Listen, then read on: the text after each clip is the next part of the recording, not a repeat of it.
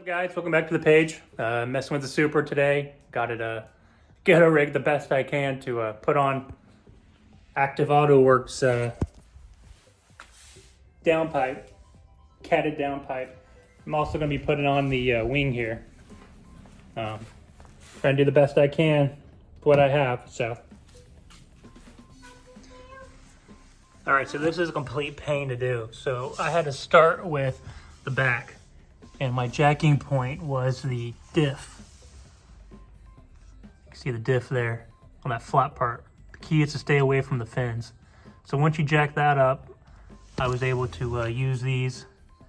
And then from there, I had to use another jack to get on this.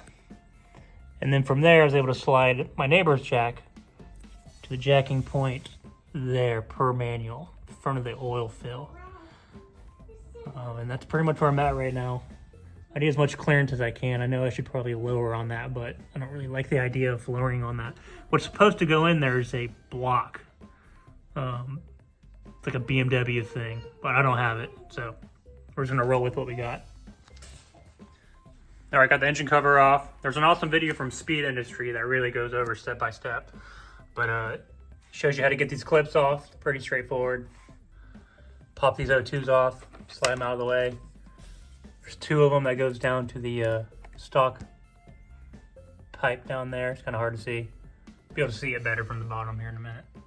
All right, guys, finally got it off. Start with this V-band. Oop, cut myself. Not surprised. Loosen this bad boy. And that's pretty straightforward. You got these bolts, and then you got the V-band. And then the whole thing comes out. It's a little prying, but to be expected.